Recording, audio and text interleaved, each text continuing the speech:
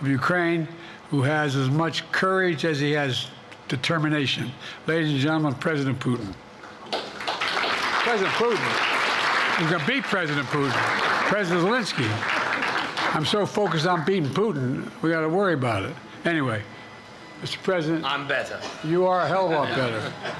Une vidéo montrant la réaction des dirigeants de l'OTAN lorsque Joe Biden a par erreur présenté Volodymyr Zelensky comme le président Poutine lors du sommet de l'Alliance à Washington jeudi, est devenue virale sur les réseaux sociaux, où elle a été visionnée près d'1 million de fois.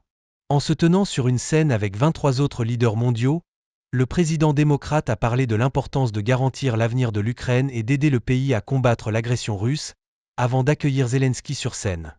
Maintenant, je veux céder la parole au président de l'Ukraine, qui a beaucoup de courage et de détermination, a déclaré Biden. Puis il a ajouté, « Mesdames et messieurs, le président Poutine ». Alors que certains dirigeants commençaient à applaudir, d'autres sont restés figés. Biden est cependant revenu au micro pour reconnaître son erreur.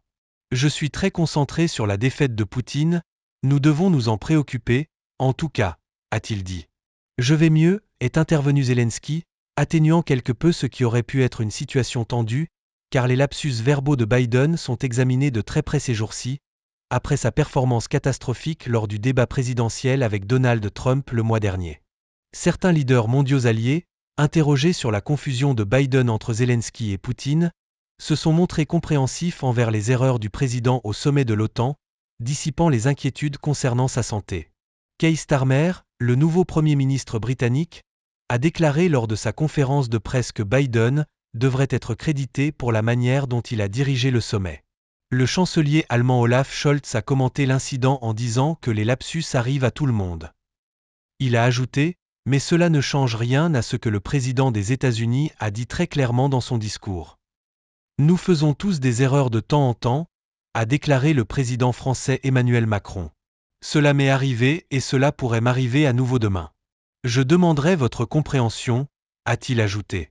Cependant, la gaffe du président de 81 ans ne risque pas d'être simplement considérée comme un lapsus par le reste du monde, car les appels à son retrait de la course présidentielle se multiplient même parmi les démocrates.